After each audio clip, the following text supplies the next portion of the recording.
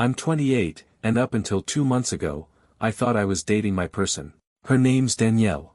We met at a friend's party 2 years back, some cheap bar downtown that smelled like spilled beer and broken dreams. She walked in laughing too loud, wearing this ugly green jacket and no makeup, and somehow I just knew. Or thought I knew. God, was I stupid. The thing about Danielle was, she made you feel like you were the only person in the room. Leaned in like she couldn't hear anyone else. Laughed like you were the funniest bastard alive. I ate it up. Everyone did. My friends warned me early on that she was a little much, but I didn't listen. I never listen when it matters. It wasn't perfect. It never is. There were little things. Like how she always kept her phone flipped screen down, even when it was just the two of us. How she'd get defensive if I asked her who she was texting during dinner. I chalked it up to her being private, because love makes you rewrite obvious red flags into charming quirks. Last month, everything cracked open. It started when we were supposed to meet up after work to grab dinner at this ramen place she'd been hyping up for weeks. She texted me an hour before, saying her boss made her stay late. Totally believable. She always complained about how overworked she was. I told her not to worry, grabbed a burrito, and went home.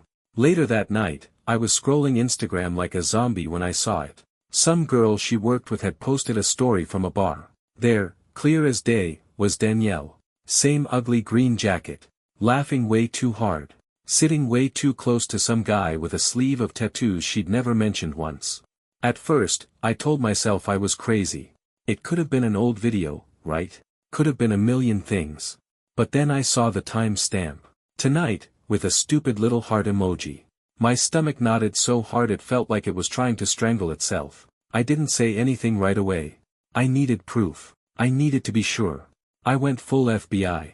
Checked the background of the video. Recognized the bar, it was 2 blocks from her office. I texted her casually, asked how work was going. She replied almost instantly. Still stuck here. Might be a late 1 inch. I stared at the text for a full minute, feeling something splinter inside me. She was lying. Bold-faced. Straight to my face while she was out laughing it up with tattoo sleeve. I didn't sleep that night. Just laid there, staring at the ceiling, feeling like my skin didn't fit right anymore. The next morning, she called, all sunshine and apologies for being so tired and missing our date. Her voice made my skin crawl. I didn't confront her right away. Instead, I played along. I needed time. I needed a plan. And God, I came up with a good one. The next few days, I acted like nothing was wrong. Smiled when she called. Laughed at her jokes. Let her kiss me goodnight like I wasn't already a mile away in my head. It was like being trapped inside my own body, watching someone else live my life. But every time I looked at her, that night flashed across my mind, her sitting way too close, the soft, secretive way she was smiling at him. Not me. Him. I started noticing everything after that. How she'd tilt her phone away from me when she texted.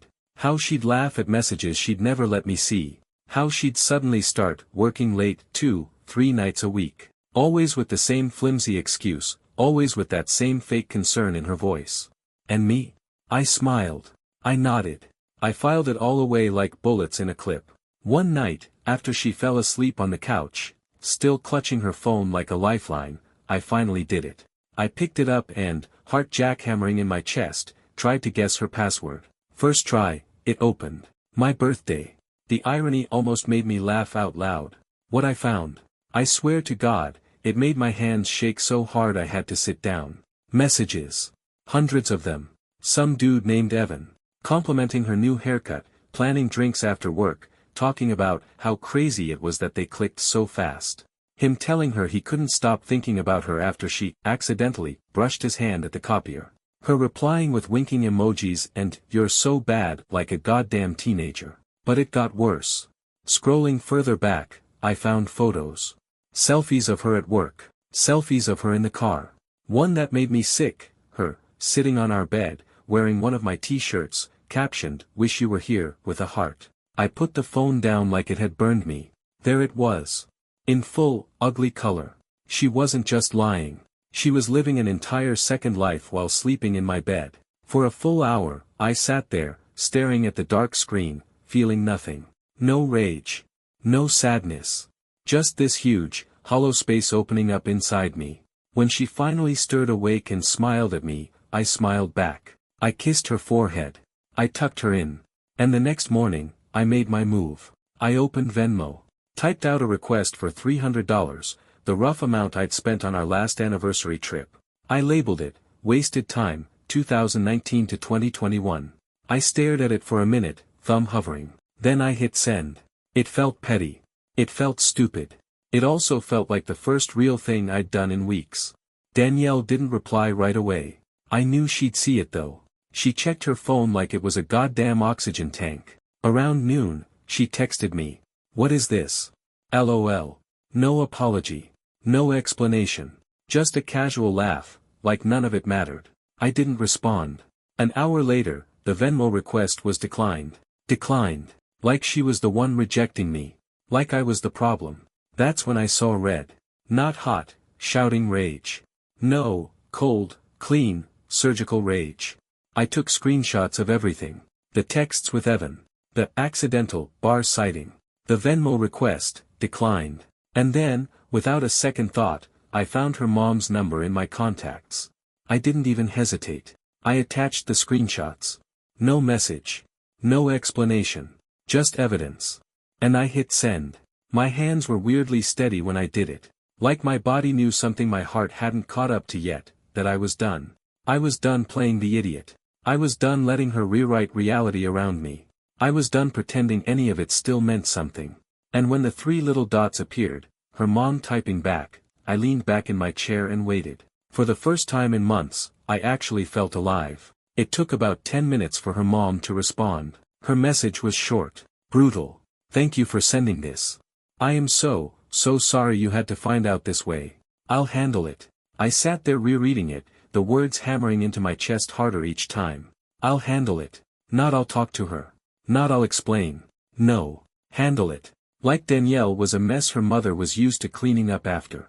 It didn't take long for the fallout to start. First, Danielle blew up my phone. Call after call after call. Texts piling up so fast my screen froze for a second. Please answer me. I don't understand what's going on. Why would you do this to me? Please, can we just talk? I let every call go to voicemail. Sat on my couch in the dark, watching the battery drain out of my phone like sand slipping through my fingers. By the time I turned it off, she'd sent 39 texts. Half were begging. Half were furious.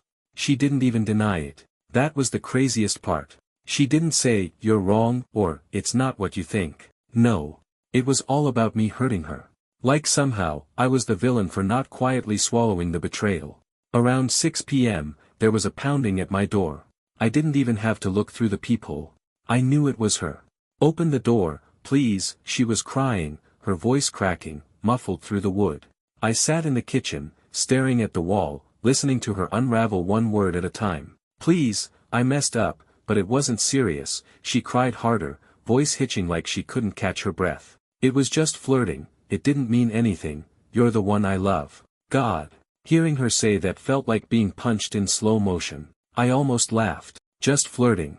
Like she hadn't been slipping into another guy's arms while swearing to my face she was stuck at work. "Please, let's talk, please," she sobbed, banging her fist on the door. I said nothing. Eventually, the knocking slowed. Then stopped. I waited. Listening. Counting. 1 minute. 2 minutes. 5. Then my phone buzzed again. New text. From her mom. "I'm so sorry. I just spoke to Danielle. She needs to move out of your place immediately. I'll be over tomorrow to help collect her things if that's okay." I blinked at the screen. Move out. The words barely registered. Danielle must have told her mom we were still living together. Technically, we were, though she'd been staying at her friend's more and more lately, which made all this easier. I texted back one word. "Fine." Then I turned off my phone and sat there, breathing through the silence. It was funny. I always thought if this happened, if the person I loved betrayed me, I'd scream. I'd cry. I'd break something just to feel the way I was supposed to feel. But I didn't. I just sat there, alone in the apartment I'd once imagined proposing in, feeling nothing. The next morning, I woke up to the sound of keys fumbling at the door. I didn't move from the couch. Just stared as Danielle walked in, pale and wild-eyed, with her mom trailing stiffly behind her. Danielle's face crumpled when she saw me. "I'm so sorry," she whispered, like that would erase it all. Her mom didn't say a word. She just shot me a quick, exhausted look, then started gathering Danielle's things into garbage bags. It was clinical. Mechanical. Like this was something she'd done before. Danielle followed her around like a ghost, stopping every few minutes to turn toward me, lips trembling, like she was waiting for me to swoop in and forgive her. I didn't say a damn thing. I just sat there, arms crossed, cold and steady, watching her life disappear one trash bag at a time. At one point, she dropped to her knees in front of me, crying so hard her shoulders shook. "I love you," she gasped, snot running down her face. "Please, please don't let it end like this." I leaned back, studying her like she was a stranger. "Should have thought about that before," I said quietly. Her mom stiffened, but said nothing. By the time they finished packing, Danielle was a wreck, pale, hollowed out, mascara streaked down her cheeks like bruises. She paused at the door, looking back at me like she wanted me to say something. Anything. I didn't. I just stared. And when she finally left, I locked the door behind her. I stood there for a long time, forehead resting against the wood, breathing in the silence she left behind. The only thing I felt was relief. Pure, clean relief. For about a week after she moved out, everything was quiet. Too quiet. I kept waiting for the other shoe to drop, some desperate apology letter, a new number texting me paragraphs, a last-ditch plea to meet up for closure. But it didn't come. Instead, it came through friends. Mutual ones. Ones I hadn't even realized were keeping tabs. It started small. A weird comment under one of my posts. A random unfollow. Then another. Then 3 more. By the weekend, it was obvious. Danielle had started spinning her own version of the story. She wasn't the cheater. She was the victim. Apparently, I was the abusive, controlling ex who invaded her privacy by checking her phone. The unhinged psycho who humiliated her family by sending private matters to her mother. The dangerous one who couldn't handle a normal rough patch in a relationship. I could have laughed if it hadn't been so disgusting. People who had once hugged me at her birthday parties now wouldn't even look me in the eye. One of her friends, a girl named Tasha, even DM'd me directly. "You're disgusting. I hope you rot." I didn't reply. But man, it burned. The idea that after everything, after she lied, cheated, gaslit me, I was the villain in the story being passed around. It wasn't about wanting them to take my side. It wasn't about revenge. It was about the goddamn truth. A few days later, I got a call from a number I didn't recognize. Against my better judgment, I answered. It was Danielle. "Please," she started, her voice small, almost unrecognizable. "Please stop telling people about what happened." I blinked, stunned into silence. "I'm begging you," she went on, voice cracking.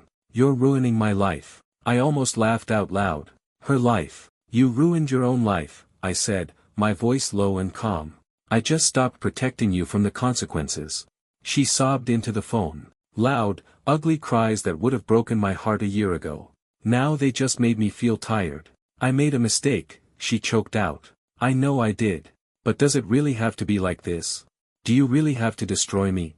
I stared out the window, watching a couple walk by hand in hand, laughing like nothing bad ever happened to them. "I'm not destroying you," I said, voice flat. "I'm just done covering for you." I hung up before she could say anything else. I sat there, phone face down on the table, feeling the same dead calm I'd felt when I sent those screenshots to her mom. Because the thing is, I still hadn't used all my ammunition. And after that call, I decided I wasn't going to sit back and let her rewrite history. That weekend, I posted one thing on my private Instagram. A story. No caption. It was a photo collage. A screenshot of the Venmo request. A screenshot showing it declined. The Instagram story from the bar. A blurred out snippet of her texts to Evan, just enough to make it clear what was going on. No names. No direct callouts. Just raw, unfiltered receipts. People could draw their own conclusions. Within 2 hours, my inbox was a goddamn bonfire.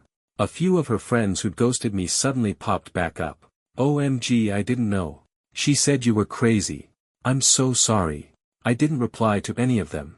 Because I didn't do it for them. I didn't even do it for her. I did it for me. To finally, scrape the last of her lies off my skin. The next day, Danielle's best friend, one of her ride-or-dies since high school, texted me. You were right to leave, she wrote. She's been lying to all of us for months. I just stared at the message for a while, letting it sink in. The validation felt good. Not amazing. Not healing. But solid. Grounded. A reminder that I hadn't imagined it. That I wasn't crazy. That the 2 years I'd spent loving her hadn't made me blind, just trusting. I didn't answer that text either. I didn't need to. I had my closure. Danielle, on the other hand, I heard through the grapevine that her mom made her move back home for a while, took her car keys, cut off her credit cards, basically grounded her like a teenager. I should have felt bad. But all I felt was clean. Scrubbed raw, sure. But clean. It's been almost a year now. A full year since Danielle packed her life into garbage bags and stumbled out of my door for the last time. A full year since I sat in that dead silent apartment, wondering if I'd ever feel anything but wrecked again. Turns out, you do heal. But not the way you expect. At first, the healing was ugly. It wasn't some inspirational montage of working out, meeting new people, finding myself. It was lying awake at 2 a.m., fists clenched under the pillow, replaying every conversation, every kiss, every stupid, trusting moment. It was sitting in my car outside work, staring at the dashboard for half an hour because walking into that building felt like dragging a corpse behind me. It was canceling plans with friends because even the idea of small talk made my skin itch. It was pure survival for months. But somewhere in all that wreckage, something shifted. Little things. I stopped checking my phone every 5 minutes, half expecting a new text from her. I stopped having to explain to friends why I wasn't over it yet. I stopped hearing her laugh in my head every time I walked into a bar alone. I got used to the silence. Then I started liking it. I got a dog in July. A mutt from the shelter, scrappy and stubborn as hell. I named him Tank because he crashed into everything he touched, tail wagging like a lunatic. Tank didn't care about my past. He didn't care about betrayal, or humiliation, or Venmo requests. He just wanted to chase tennis balls and eat socks. Some nights, I'd be on the couch, half watching some dumb show, and Tank would crawl up, flop onto my chest, and fall asleep snoring loud enough to rattle windows. And I'd realize I hadn't thought about her once that day. I started going to therapy too. Not because of her. Because of me. Because I realized I needed to understand why I'd let myself stay so long. Why I'd painted red flags white. Why I'd believed every flimsy excuse when my gut was screaming at me to run. Turns out, betrayal doesn't start with someone else lying to you. It starts with lying to yourself. That realization hit harder than anything Danielle ever did. And God, it freed me. Late August, I ran into one of her old friends at the farmer's market. A girl named Leah who used to sit across from us at double dates, laughing at all the right moments, pretending not to notice how strained things were under the surface. She hugged me like an old friend and said I looked lighter. "You seem happy," she said, sounding almost surprised. I laughed, genuinely, without bitterness, and told her, yeah, I was. Leah hesitated before saying it. "Danielle's not doing great." I didn't ask for details. I didn't want them. All I said was, that's not my problem anymore. And it wasn't. It really wasn't. You think you'll feel vindicated, standing on the other side of the disaster. You think there'll be some grand satisfaction watching the person who hurt you fall apart. But the truth is, when you finally heal, you realize you don't give a damn. You don't need them broken. You just need yourself back. And me? I'm back. Not the guy who met Danielle in a grimy bar, heart too open, brain too trusting. Not the guy who thought love meant swallowing betrayal just to keep the story alive. Not the guy who let himself be lied to because it was easier than being alone. I'm the guy who knows better now. The guy who knows that love doesn't come with a pit in your stomach and 1,000 second guesses. The guy who can walk into a room and not hope, deep down, that someone sees him and chooses him. Because I already chose myself, finally, fully, without apology. And that's worth more than anything I ever lost.